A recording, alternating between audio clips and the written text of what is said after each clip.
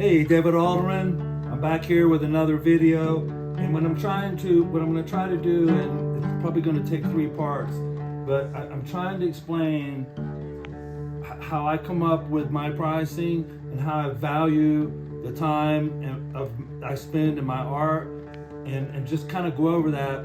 And I'm not an economist, and I'm just a creative.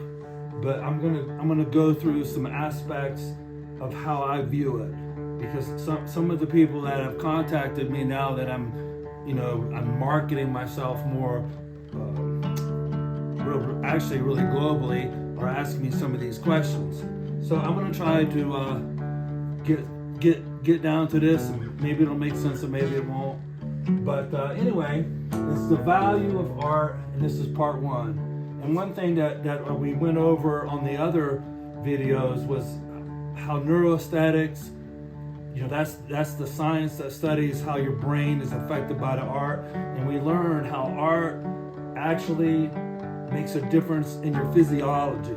It changes your body, and we know now the hospitals use it to heal people, post surgeries, and there's all just unbelievable. And we know that your art on brain, your art on brain. Well, or how about your brain on art? In that book, that they are stating that this is the biggest discovery in modern medicine. So that's part of the value of art, is that it's actually an enormous health benefit. But one thing I wanted to talk about was, because if you're going to buy some of my art, I want your money, okay? And I thought this was interesting, but really, what is money, right? What is money? Right? So, when I went to school, they never taught us about this, and I never really thought about it until probably about 12 years ago. But one thing about money, it has like 3 functions. And one function is it's a way to store your value. So it's a store of value. Okay? And what that means is, if you go to work for a week and you get paid by a currency, which of course is our currency is American dollar here in the United States. And when you get paid, you can have that currency, what your employer or what you've produced for the world, and they pay you in that money. So whatever you get, let's say, it's $1,000 that week, the money, you can store the value of the work that you produced a week before. You can put that in your pocket, put it in a bank account, and you can store it. It stays safe, so it doesn't rot, it doesn't disappear. Hopefully nobody's robbing the bank. But so that's what it creates, a way for us to store the money, and it's an easy way to do that, because it's very portable and it's easy to exchange. The other thing is that we have money is a unit of account. Unit of account.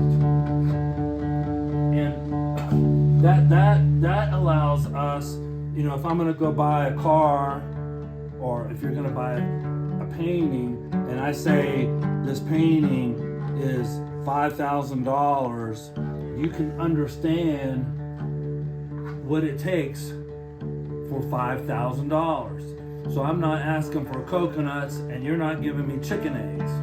So we don't have to barter like that. We can barter with a unit of account. So we have a reference point of how we can negotiate, and because you know what it took yourself to produce this value, and you have it stored, and you understand what I'm asking, and then that gives us a leverage to negotiate to a deal, and we agree agree on it, we have a contract, we shake our hands, and we exchange the unit of account. And the way we exchange it is it's a medium of exchange. All right, and this is pretty important because if we had, you know, if we were farmers and we were using cows to trade, and you know, I had some pigs and you wanted to trade me the cows, it would be difficult for me to carry the cows around. But so the money is a medium. It's something that we can have in our pocket, and we can exchange that to each other, and we know what it is, and it's very easy to do.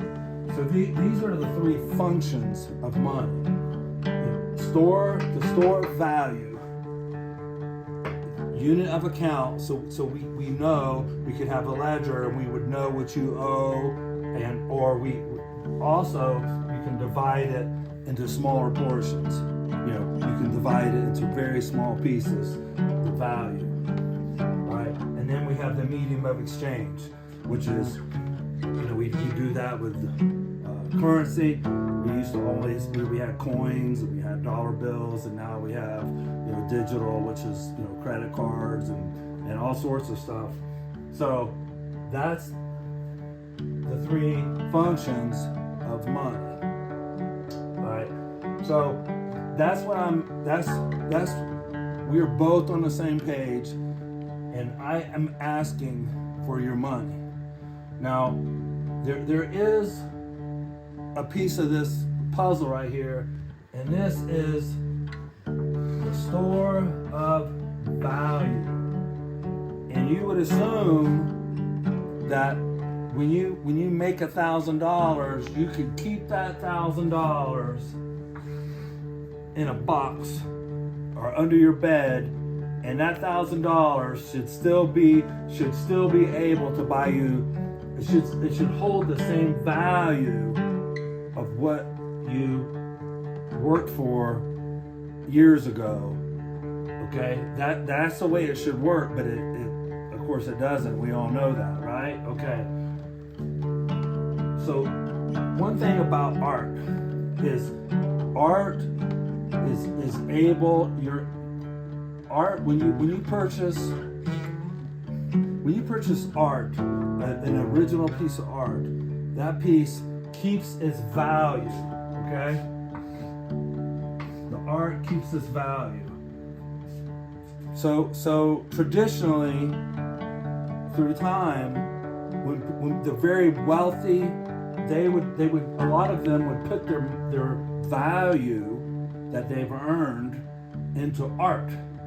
Okay, because the art doesn't depreciate, and it's not you know, it's a scarce asset.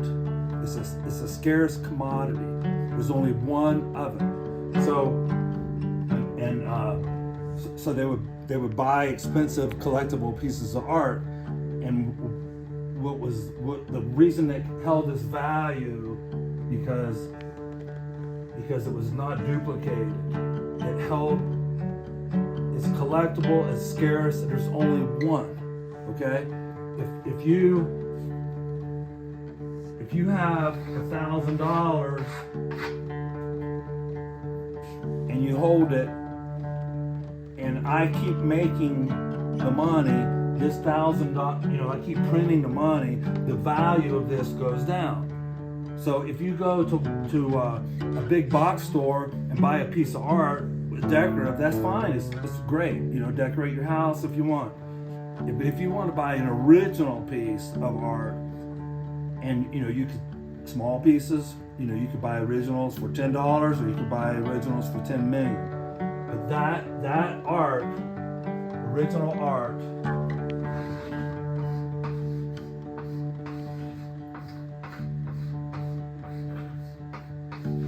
is a scarcity.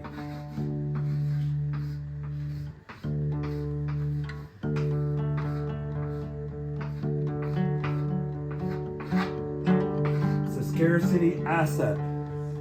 And that's why wealthy people, that you don't have to be wealthy, but some very wealthy people pay enormous amount of money for art. And it's because it's the one and only.